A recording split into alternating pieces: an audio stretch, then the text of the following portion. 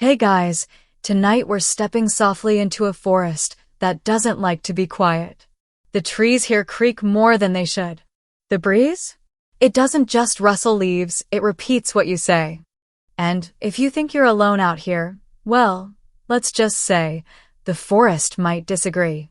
You're wandering through a thicket somewhere in ancient Greece, long before roads, before science. Before Google Maps could tell you you're definitely lost. The sun is setting low, casting shadows that stretch like lazy cats across mossy rocks. There's a trickle of water somewhere nearby, maybe a spring, maybe a river. The kind of sound that loops endlessly, like a lullaby you didn't ask for but secretly love. This isn't just any forest. It's sacred, claimed by mountain nymphs, mischievous, chatty creatures with too much time and too few hobbies. Their job, if you can call it that, is to oversee nature's quieter corners, cool caves, riverbanks, glades where nothing much happens but everything still matters. So, before you get comfortable, take a moment to like the video and subscribe, but only if you genuinely enjoy what I do here. And let me know where you're listening from and what time it is. It's always fascinating to see who's dozing off around the world. Now, dim the lights. Maybe turn on a fan for that soft background hum, and let's ease into tonight's journey together. You duck beneath a low branch, step gingerly over a gnarled root, and pause. You hear it. Your own footsteps, again. Only you haven't moved. Then, yes, it's you. Only not quite. A second voice, not yours, not yours, echoes back what you said a moment ago. The exact same words. Fainter. Slightly delayed. Like the forest is mimicking you just to be polite. This is how the myth begins, not with drama or doom, but with the odd hum of repetition. The Greeks noticed echoes the same way you just did. And because they didn't have an acoustic engineer handy, they told stories instead. That sound, that repetition? It must be someone. Someone trapped. Someone sad. Someone invisible. Welcome to Echo's Forest. You're not alone. Now Echo, capital E, because we're dealing with a nymph, not just a phenomenon, was one of the Oreads. Mountain-dwelling nymphs who liked high places and light gossip. She lived among cliffs and crags, where sound liked to bounce. Convenient, right? Echo didn't just talk a lot. She loved to talk. Her voice was described as musical, smooth, a kind of honeyed sound that could charm animals and gods alike. But she had a flaw. You might call it main character syndrome. Always inserting herself into things, narrating conversations she wasn't invited to, and generally treating silence like an enemy to be defeated at all costs. This made her popular among nymphs, but deeply annoying to the gods. Now here's your mainstream historical fact for the night. The ancient Greeks actually used natural echoes in religious rituals. Some temples were built on sites where the acoustics seemed magical. In Epidaurus, the theater's design could carry the softest whisper from stage to the furthest seat. It wasn't mystical, just brilliant stonework. But it felt like a miracle. Meanwhile, back in the woods, Echo is flitting between trees, chiming in on random conversations. Repeating punchlines that don't land the second time. She's harmless. But history tells us, if there's one thing Greek gods don't like, it's being annoyed. Which brings us to Zeus. Yes, him. King of the gods. Professional thunder thrower. And hobbyist troublemaker. Zeus had a habit of sneaking down to earth for what you might generously call romantic adventures. His wife, Hera, queen of the gods and owner of a divine grudge book, was not a fan. So when Zeus came to these woods for one of his not-so-subtle detours, Hera followed. Here comes the quirky tidbit. To cover for Zeus, Echo didn't just distract Hera. She stalled her with a monologue. For hours. Imagine being so charmingly talkative that you can keep a suspicious goddess chatting about cloud shapes and deer tracks until her husband escapes with barely a toga wrinkle. Historians still argue whether Echo's stall tactic was part of a broader narrative pattern in Greek myths that reflects gendered storytelling roles, or whether it was just comic relief in a myth full of melodrama. Either way, it worked. Until it didn't. Because Hera, divine and all-knowing and definitely over it, figured it out. And Echo, sweet Echo, who had only tried to help, found herself in the middle of a godly tantrum. But that, of course, is a story for the next whisper of the woods. You're still standing in that forest. The air thick with pine and moss and something more electric, like you've just said something wrong in front of someone very powerful. Maybe you did. Or maybe Echo did. Hera's presence is impossible to miss. You don't see her, not exactly, but the light dims unnaturally, the air feels pressed down, like a thunderstorm is waiting to happen. She's not stomping or yelling. Hera doesn't need volume to intimidate. She can crush egos with a single raised eyebrow. And poor Echo. She's doing what she always does, talking. At first. It's her usual friendly chatter, a cheerful distraction meant to give Zeus just enough time to finish his errands and vanish in a cloud of plausible deniability. But Hera isn't biting. Not today. She narrows her gaze, not at the trees, not at the birds or the distant retreating storm cloud that may or may not have just been her husband, but at Echo. And then she says something that will change Echo forever. From now on, Hera declares, you shall only have the last word, but never the first. That's it.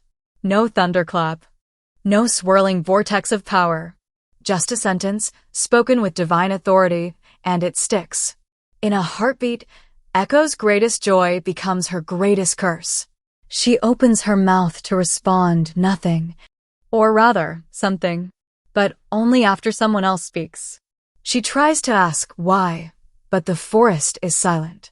She waits, listens, and finally, when the wind rustles a leaf just loudly enough, she repeats the sound, leaf. It's all she can do now. This is Hera's style of punishment, elegant, ironic, and cruel in a way that doesn't require screaming or fire. She didn't silence Echo completely, no, that would have been merciful. Instead, she left her with just enough of her voice to know exactly what she lost. You watch Echo try to navigate this new reality. She follows groups of nymphs through the forest, still longing to be part of the conversations. But she can't begin them. Can't add anything original. Just repeats whatever is said. One nymph says, "Did you see that deer?" Echo, trailing behind, replies softly, "That deer." At first they laugh. Then they grow annoyed. Finally, they stop inviting her. Now here's our mainstream historical fact. The Greeks often wove their mythology into explanations for natural phenomena. This myth isn't just about Echo the person, it's about echoes, the thing. They didn't have physics textbooks, but they had imagination. The idea that a punished nymph's lingering spirit repeated sound in caves and mountains? That explained it perfectly. But there's more going on beneath the surface. Echo's curse isn't just magical, it's psychological. She's stripped of identity. She can no longer express thoughts, only mirror others. Think about that. She's present, but not participating. Heard, but never first. Here's your quirky tidbit. In some lesser-known versions of the myth, Echo also used to sing brilliantly. A soloist of the forest, Hera's curse removed that entirely. Imagine Adele being forced to live in a karaoke bar, but only able to sing backup vocals, and only after someone else grabs the mic. Historians still argue whether this myth is about punishment or power.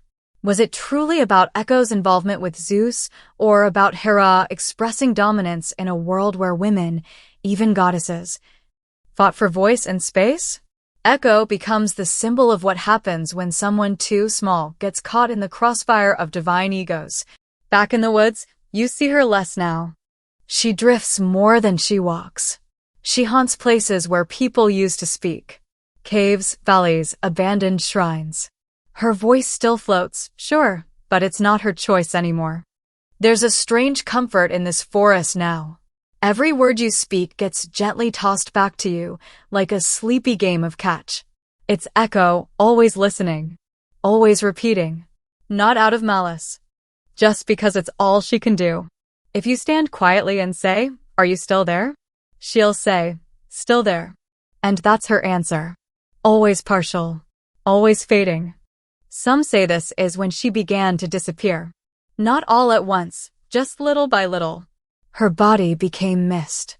Her face forgettable. Her laugh indistinguishable from the rustling wind. But her voice? That remained. Maybe it was the last piece of her that refused to be erased. And maybe, just maybe, she's listening to you now. You walk deeper into the forest. The canopy thickening above your head, filtering moonlight into thin ribbons. It's quieter here, but not in the peaceful, sleepy kind of way. No, this quiet feels watchful, as though the trees themselves are holding their breath. It's the kind of place where stories start with a rustle and end with a statue. And this is where he enters, Zeus. The worst-kept secret in Olympus. King of the gods, wielder of lightning, and possibly the least discreet philanderer in all recorded myth. If you thought Echo's story couldn't get more tangled, well, you haven't met Zeus at his most casually destructive. See, Hera cursed Echo because she got in the way. But what was Echo doing in the first place? Covering for Zeus. Not because she loved him. There's no romantic subplot there. Echo was just trying to help.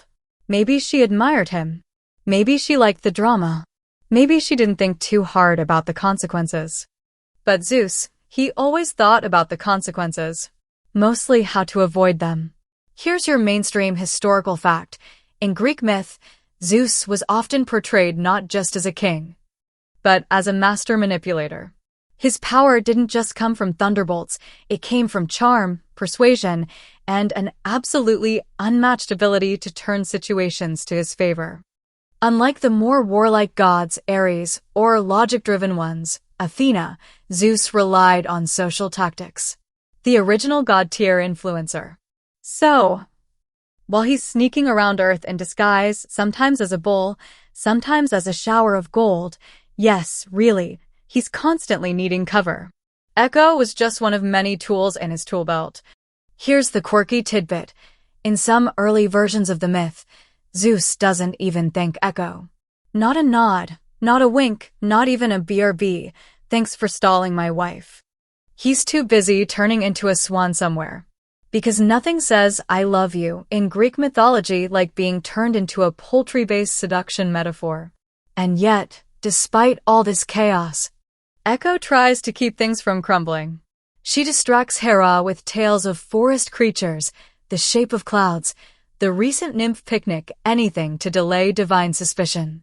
Hera listens politely, then with suspicion, then with the simmering patience of a volcano about to erupt. Historians still argue whether this myth is a commentary on power dynamics between speech and silence. Is Echo a victim of meddling gods, or a reminder that even minor figures can get caught in systems they don't fully understand? Is she punished for talking too much, or for not knowing when to stop? Whatever the answer, Hera makes her judgment. And Zeus? He's gone before the verdict's even spoken. You picture him now, strolling away through a grove, maybe adjusting his laurel crown. Thinking to himself, well, that worked out nicely. Echo, meanwhile, is still spinning through the underbrush, not knowing that her sentence has already been sealed. And this brings us to a quiet truth. Most Greek myths aren't about fairness. They're about explaining why the world is the way it is, why we hear echoes, why we fall for the wrong people, why beauty can become a burden. Echo becomes a symbol for 1,000 human experiences. The feeling of not being heard, the sting of saying too much, the ache of being reduced to a reaction, rather than an original. Some say she started to change around this time, not just her voice, but her presence. She grew thinner, like mist. Trees no longer rustled when she passed. Her laughter faded into the sound of wind chimes in a storm. And eventually, only her responses remained. And yet, she stays. In the cliffs. In the caves.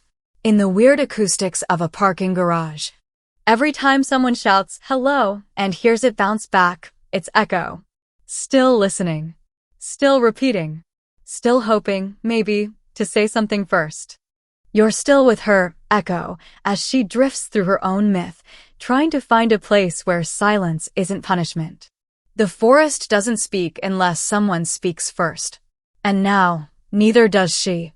Time becomes strange. In myth, it always does. Years pass like seasons. Seasons pass like sighs. Echo wanders, fading at the edges, until the trees no longer notice when she walks by. And then one day, something shifts. You hear a step light, practiced. Not nymph light, not goddess gliding. Something human. Or, well, mostly human. That's when Narcissus enters the story. You can see him, can't you? That ridiculous cheekbone symmetry. That tragically tousled hair. That expression of someone who knows exactly how good he looks in his own reflection and still manages to act surprised. He's a hunter, technically. Though he's clearly more interested in how his toga falls just so then in catching actual game. Now here's your mainstream historical fact. Narcissus, as a mythological figure, shows up in several variations across different Greek sources. But the version we're walking into tonight, the one tied to Echo, is most famously told by the Roman poet Ovid in his Metamorphoses. Yes, Roman, not Greek. The myth traveled, just like rumors and love letters and, unfortunately, narcissism. So here he is, sauntering through the woods, bow slung casually over one shoulder, looking like the patron saint of accidental thirst traps. And Echo? She sees him. Really sees him. Not just the physical beauty, though. Let's be honest. It's aggressively distracting, but something else. She sees a chance. Not at romance, maybe, but at connection. She follows. She watches him crouch to drink from a spring. She hears him sigh, an unnecessarily poetic sigh, and it echoes. Sigh. Her heart flutters. It still works. The curse didn't take that. Here's your quirky tidbit.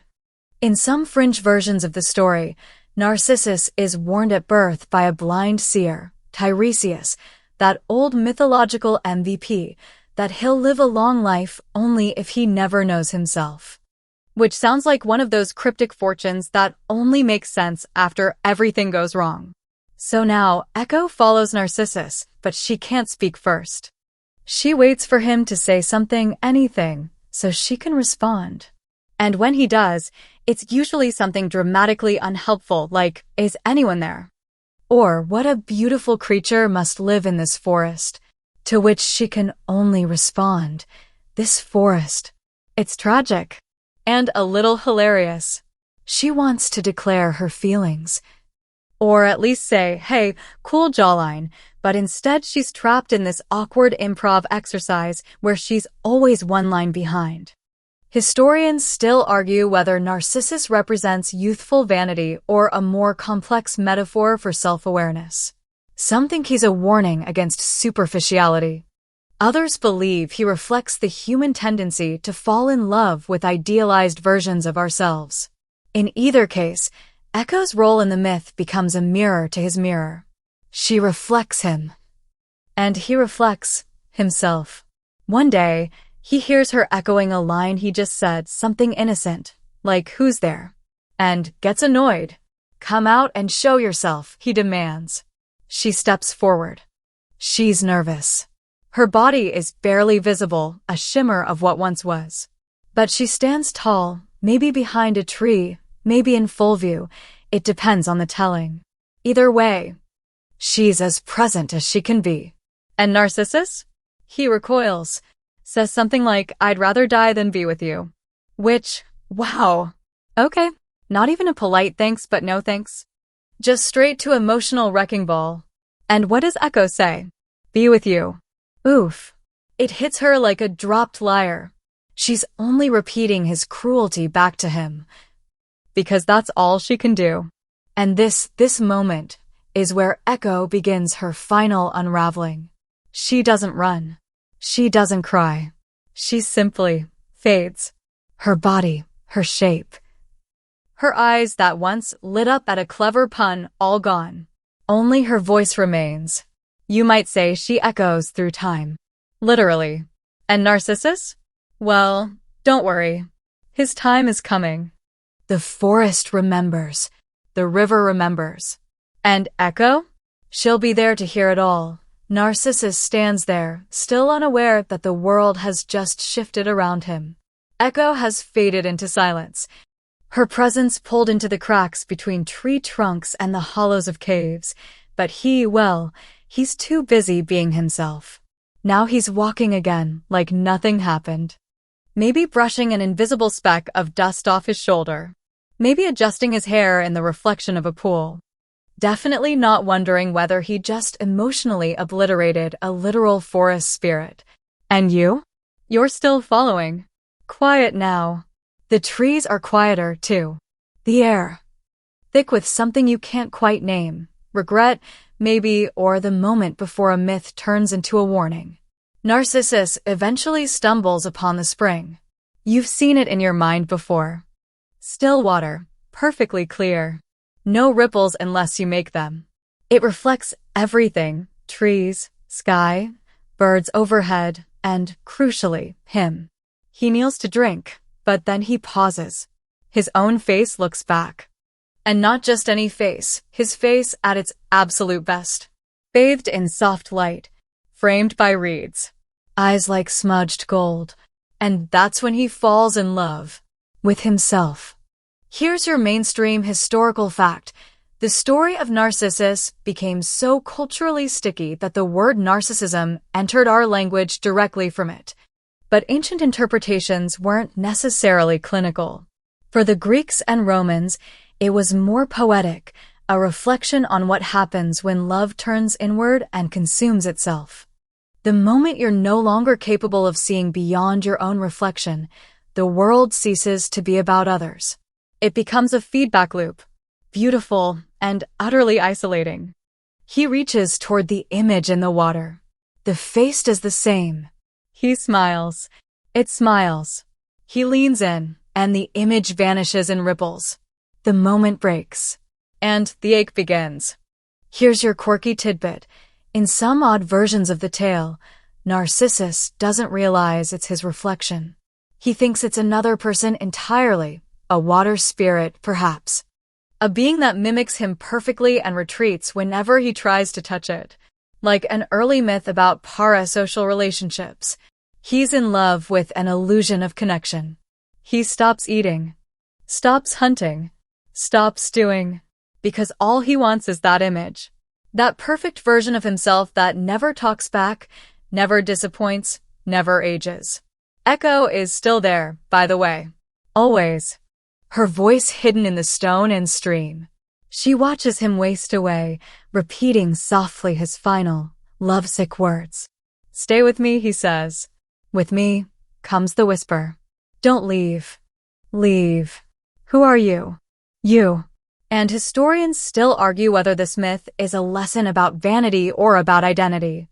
Is Narcissus punished for being self-obsessed, or is it a warning about confusing the image of ourselves with our true selves? Some think the spring represents the boundary between reality and illusion. Others see it as a metaphor for art, beauty, and the fleeting nature of both. Eventually, Narcissus dies there. Beside the water, his last breath spent whispering to the reflection that never loved him back. Some say he drowned trying to kiss it. Others say he simply faded, like Echo did, only faster. And much sadder. Where his body was, a flower bloomed. The narcissus, with white petals and a yellow center, bowed slightly downward, always gazing at the earth. Or, if you like a bit of poetic exaggeration, at its own reflection in puddles and springs. And Echo? She didn't cheer, didn't mourn. She just repeated his final words, softer each time. Until even the stones forgot what was said first and what was said back. But she never left. Even now, if you walk near a cliff and call out, you'll hear her voice return. Not because she wants to haunt you. Just because she's still listening. The spring has gone still again. No footsteps, no whispers, no sighs. Just the rippleless water and the flower gently drooping above it, a final nod from a myth that never truly closes. You walk on. The forest remembers Echo. It remembers Narcissus too. But in that way, forests remember fallen branches, not with mourning, but with quiet absorption. Time passes differently here. And as you drift through the trees, you can almost sense how the story has started to stretch beyond its roots. Because Echo's voice, what remains of it, has started to travel. You say something aloud, maybe to test it. Just a word. Hello. The forest pauses. Then, hello. It's no longer just a story. It's a phenomenon. Here's your mainstream historical fact. The study of echoes became a legitimate scientific curiosity in ancient times. Pythagoras, who's more famous for triangles than acoustics, actually wrote about how sound behaves, how it bounces, reflects, and distorts. Later, Roman engineers would use that knowledge to build amphitheaters that carried even whispers to the furthest seat. Echo wasn't just myth anymore. She was physics. But the myth never really let go either. Even in the scientific age, echoes retained their enchantment. Explorers described mysterious repetitions in caves. Sailors swore that certain cliffs could throw their voices back with eerie accuracy. And in some places, especially in the Mediterranean, people still believed that if an echo answered you clearly, it meant a spirit was near. A spirit like Echo. Here's a quirky tidbit. In one obscure Greek folktale, Echo begins appearing in mirrors rather than cliffs, repeating not only voices, but facial expressions, like a mythological glitch in the early prototype for selfies. It didn't catch on canonically. But you have to admire the creativity. Even myths get upgrades. You pause by a rock face and whisper, "Is anyone there?" There comes the reply. There's something comforting about it now. She's not mocking you. She's just confirming that she heard you, that you said something, that you exist. But imagine being her, trapped in this responsive role forever. No origin, no direction. Just call and return. Always reactive, never initiating. It's a strange kind of immortality, less like being alive, more like being programmed. Historians still argue whether Echo's myth is truly a tragedy or something more neutral. Some say she was erased, her agency stolen. Others suggest she evolved into something more eternal than any god. After all, Hera faded from worship. Zeus lost his temples. But Echo? You can still hear her. And maybe, just maybe, that's not a curse at all. Maybe it's survival. Your steps crunch softly now, the undergrowth giving way to stone. You've climbed without noticing. The forest is thinning. The view opens. You're standing at the edge of a cliff. Beneath you, a yawning gorge with rocks arranged like teeth and shadows shifting like lazy waves. You lean forward and speak again. Echo. Echo. It's her. Always her. Still here. Still waiting. Still responding. And you realize something strange. You haven't felt alone in a long time. You don't leave the cliff right away. There's something hypnotic about the way your voice comes back to you. Fainter, slower, but unmistakably yours. Or maybe not yours. Maybe it belongs to her now. Echo doesn't just mimic. She inherits. Every word you say becomes part of her collection, part of the ever-growing library of half-conversations scattered across the world. You sit on a flat stone, legs dangling over the edge, and speak again, this time nonsense. Blue chickens wear tiny boots. And sure enough, tiny boots. Somewhere, Echo rolls her eyes. If she still has eyes. The myth lingers here. Not just in sound, but in the space between sounds. You're beginning to realize how clever the ancients were. They knew some things couldn't be seen or touched, but they could be felt. Myths weren't just stories. They were emotional logic. Ways of understanding things too strange, too subtle, or too painful to explain. And Echo's story? It's about communication. Or the tragic limits of it. Here's your mainstream historical fact. In many ancient Greek plays, especially tragedies, choruses would often function like echoes. They didn't drive the plot, but they responded, reinforced, and reflected.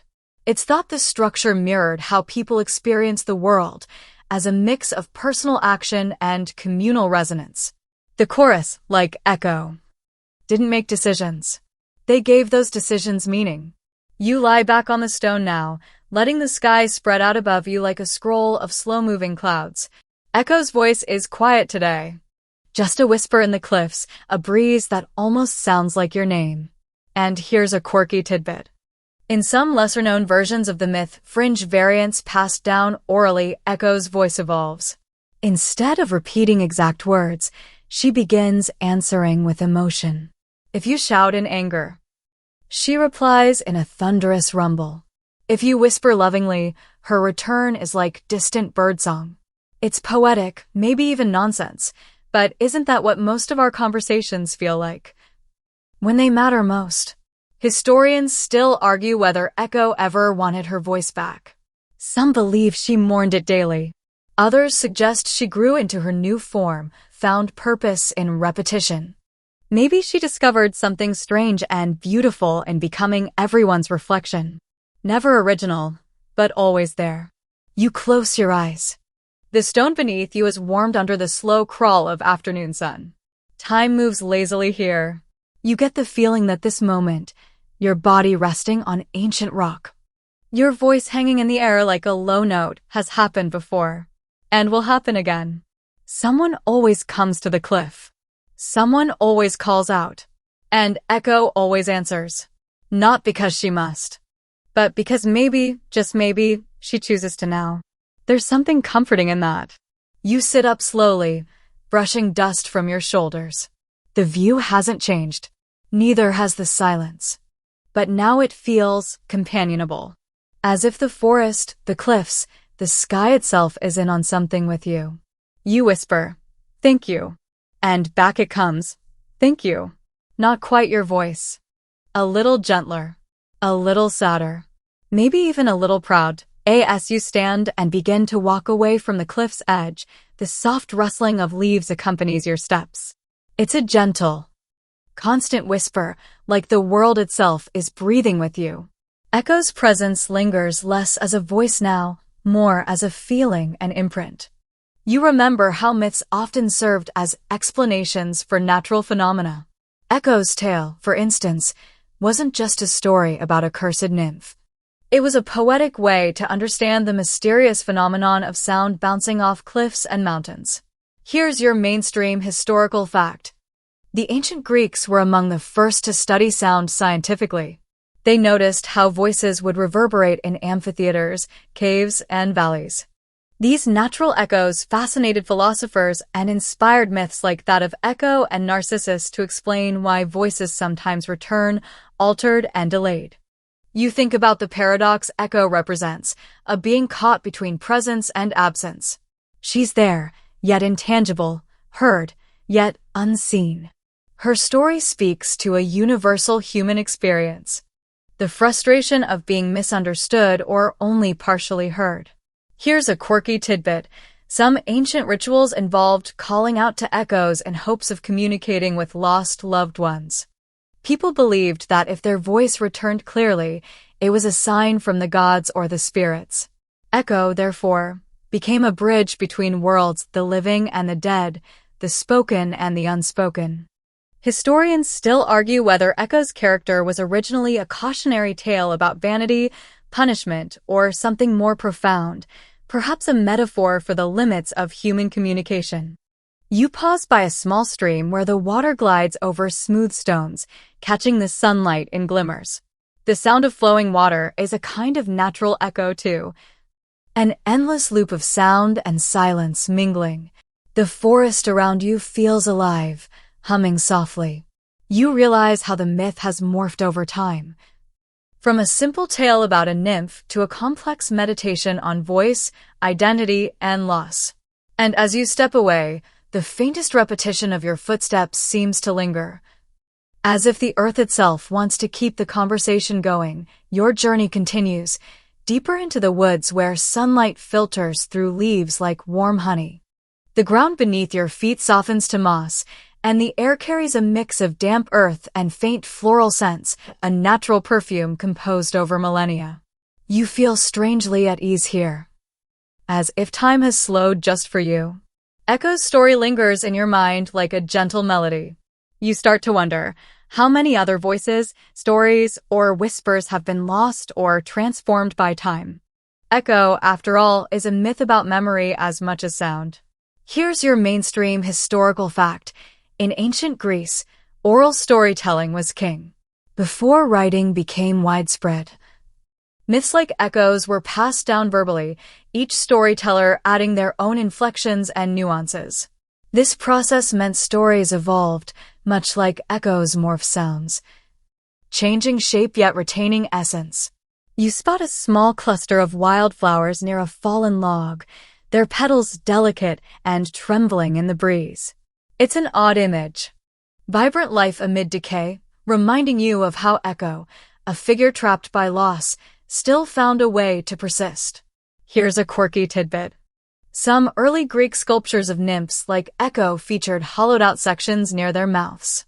Scholars speculate these might have been used to produce echo-like sounds during religious ceremonies, blending myth and ritual in an almost interactive performance. It's like ancient ASMR, but with marble. Historians still argue about the real origin of Echo's myth. Was she originally a minor nature spirit, or did her story develop later as a poetic way to explain the science of sound? Some even suggest the tale incorporates elements from pre-Greek indigenous beliefs about spirits dwelling in natural features like caves and streams. You take a slow breath, savoring the forest stillness. You realize Echo's voice isn't just about sound bouncing back. It's about connection, however imperfect, however fleeting. As you walk on, the canopy above shifts, letting through slivers of sunlight that dance on the forest floor. It's as if the woods themselves are speaking, whispering stories just for you. And somewhere, far away, you think you hear a faint repetition of your footsteps, a soft reminder that every voice matters. Even if it's just an echo, you keep walking. The path winding through trees that grow taller and older with every step. The air cools slightly as shadows lengthen, and the gentle hum of insects rises in the background, a natural soundtrack that blends perfectly with the soft rustle of leaves. Echo's tale feels alive here, carried not just by voices, but by the very environment. You're aware of how sound travels differently in these woods, sometimes sharp, sometimes swallowed up, then returned as a faint murmur. It's a dance between presence and absence, much like Echo herself. Here's your mainstream historical fact. Ancient Greeks often built their theaters near natural slopes or cliffs to enhance acoustics. The famous theater of Epidaurus is a prime example, known for its near-perfect sound design, where a whisper on stage could be heard clearly in the last row, thanks to the clever use of natural echoes. You lean against a tree, feeling the rough bark beneath your hand, grounding you in this moment. It's strange to think that Echo's story, while mythological, is intertwined with real-world experiences of sound and space. Here's a quirky tidbit. In some remote Greek villages, people still tell the story of Echo to children as a way to teach about listening carefully, not just hearing, but truly listening. The myth encourages patience and attention, virtues often overlooked in today's fast-paced world. Historians still argue whether Echo was originally a story meant to explain sound phenomena or a cautionary tale about the consequences of unrestrained speech. Some suggest her silence after losing her voice symbolizes societal restrictions placed on women's voices in ancient Greece. You close your eyes for a moment, imagining the ancient forest as it might have been during Echo's time, thick, wild, filled with sounds both natural and supernatural. You picture Echo herself, invisible but present, weaving her voice through the trees, responding softly to the world around her. As you open your eyes, a gentle breeze carries a familiar repetition of your last words, a comforting reminder that some stories never truly end. The sun dips lower and the forest shifts into a palette of soft oranges and muted greens. You notice how the colors seem to blend with the sounds, each rustle of leaves, each distant bird call folding into the next like notes in a slow, soothing symphony. It's the kind of place where stories like echoes feel not just possible, but inevitable. You wonder how many travelers before you have stood right here, feeling the same mix of awe and quiet curiosity. The ancients had a way of embedding meaning in the landscape, turning places into stories and stories into places. Here's your mainstream historical fact. The Greeks believed that nymphs like Echo were spirits of specific natural features, rivers, trees, mountains, each embodying the essence of their environment. These beliefs shaped how they interacted with nature, blending reverence with storytelling in a way that made the world feel alive and interconnected.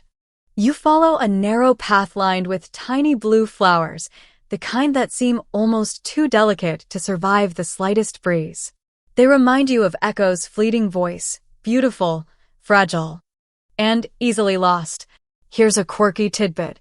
In one obscure regional version of the myth, Echo is said to have been a talented singer who lost her voice after a celestial mishap involving the gods Apollo and Artemis, turning her into a literal echo of her former self. It's an odd twist that adds a musical layer to her story, hinting at themes of loss and transformation through sound. Historians still argue whether Echo's punishment was meant as a literal curse or a symbolic lesson on communication and consent. Some scholars interpret her tale as an early commentary on the power dynamics in speech, especially regarding women's voices in patriarchal societies. You pause by a bubbling brook, watching the sunlight flicker on its surface. The sound of water mimics Echo's essence perfectly, constantly moving, reflecting, never quite the same twice. It's a living metaphor for the myth, a reminder that even silence or absence can be a form of presence. As twilight deepens, you whisper softly, "Are you still there?" For a moment, only silence. Then, faintly, "There." And with that, you feel the story wrap around you like a gentle blanket, comforting, mysterious, and endlessly inviting. Nightfall settles softly around you, turning the forest into a quilt of shadows and whispered sounds. The cool air wraps around your skin, and every little noise of the snap of a twig, the distant hoot of an owl, feels magnified, like nature's own ASMR playlist designed just for you. Echo's story now feels like a secret shared between you and the woods, a conversation carried on the breath of the night. You realize how her voice, once lively and vibrant, has become something more elusive, more ethereal. Here's your mainstream historical fact. The ancient Greeks associated echoes and reverberations with the presence of gods or spirits, often considering them omens or messages from the divine.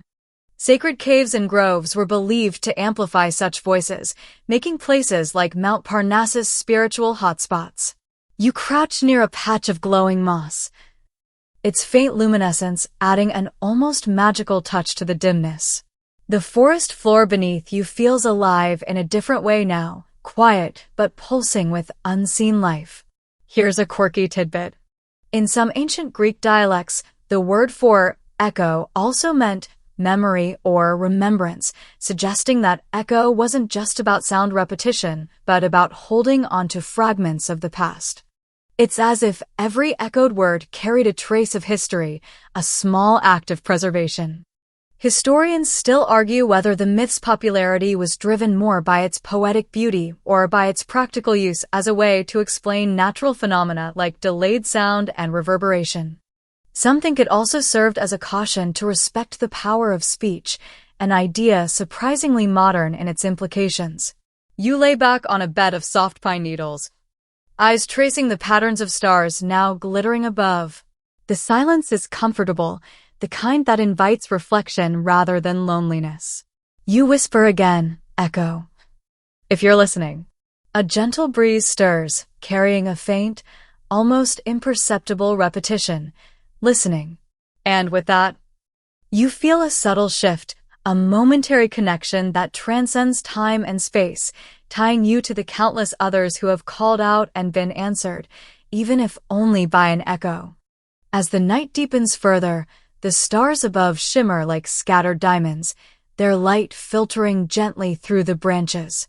The forest seems to hold its breath, as if waiting for something, a whisper, a sign, or perhaps just a lingering echo of a voice long past.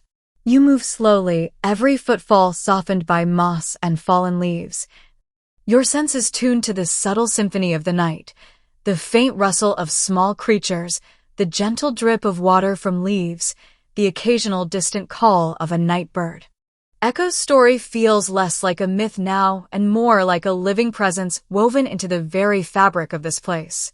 You imagine her voice traveling unseen through the woods, reaching out to you in delicate ripples. Here's your mainstream historical fact.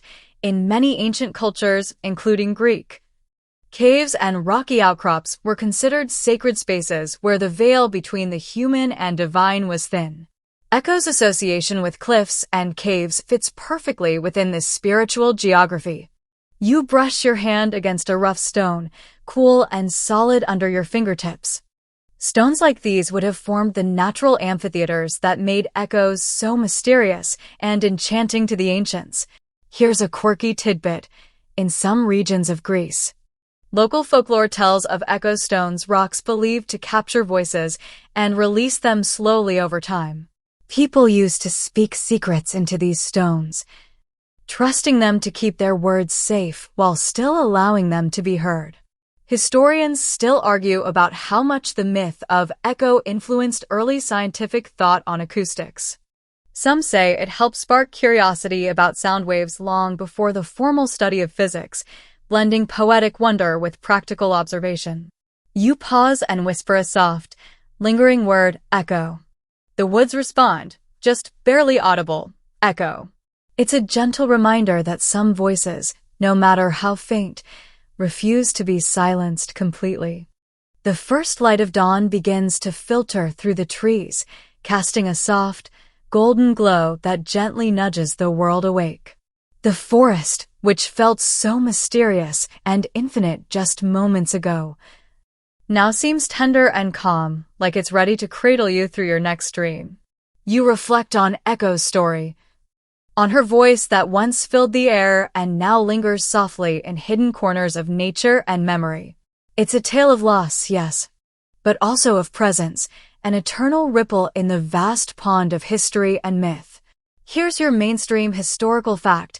Dawn was sacred to the Greeks, often personified by the goddess Eos, who brought light and new beginnings. Starting this final part of your journey at dawn feels fitting, a gentle transition from night's quiet to day's awakening. Here's a quirky tidbit. Some ancient poets imagined that the voices of nymphs like Echo were carried by the wind itself, their whispers blending with natural sounds to create a secret language only the attentive could understand. Historians still argue whether the myth's popularity endures because of its poetic resonance or because it taps into universal themes of communication, loss, and the desire to be heard. You take a deep breath, feeling the fresh morning air fill your lungs, and sense the soft pulse of life all around, birds waking, leaves unfurling, the world stirring into motion. You whisper one last time, "Thank you, Echo." And as if in reply, the gentle breeze carries your words back to you, a final echo in the waking forest. The night deepens, and the forest seems to breathe in rhythm with your own slow, steady breaths. Your footsteps have softened, and the world around you feels suspended in a timeless moment. It's the kind of stillness that invites stories to rise like mist, and Echo's tale feels right at home here. You imagine the ancient storytellers who first spun her myth, gathered around flickering fires, their voices, warm and steady, rising and falling with the crackling flames, echoing off stone and tree. Maybe they too felt the magic of a voice returning, transformed yet familiar. Here's your mainstream historical fact. Greek oral poets like Homer relied heavily on repetition and formulaic phrases, think rosy-fingered Dawn or swift-footed Achilles, to help memorize and perform lengthy epics. Echo's repetitive nature mirrors this storytelling style, embedding the idea of echoes deep in the culture's narrative fabric. You pause beside a twisted olive tree, its gnarled branches reaching toward the sky. Olive trees were sacred in ancient Greece, symbols of peace and wisdom, a perfect metaphor for the enduring nature of myths. Here's a quirky tidbit. Some scholars suggest that Echo's character might have been inspired by ancient singing games or ritual dances involving call and response patterns. These communal performances used repetition to create a shared experience, much like how Echo repeats what others say, fostering connection even in silence. Historians still argue whether Echo's punishment was meant to be tragic or a kind of liberation. Some interpretations see her loss of speech as a freeing release from unwanted conversations, while others view it as a perpetual imprisonment. It's a debate that shows how flexible myths can be, adapting to fit different perspectives. You breathe in the cool night air, feeling the pulse of the forest around you. The stories that seem so distant and ancient still live in the sounds and silences between the trees. You whisper softly, "Thank you for the story." And, carried on the night breeze, it comes back. Story. Now, as the sun rises and the forest quiets into a peaceful hush, you can feel the story settling within you, like soft footsteps fading into the distance. Let your thoughts drift gently, like leaves floating on a slow-moving stream. The echoes you heard tonight are a reminder. Even the quietest voices leave a trace, and stories, no matter how small, linger, comforting and true. Let the calmness wrap around you like a warm blanket. There's nothing more to do now but breathe deeply, relax fully, and let sleep carry you gently away. Good night.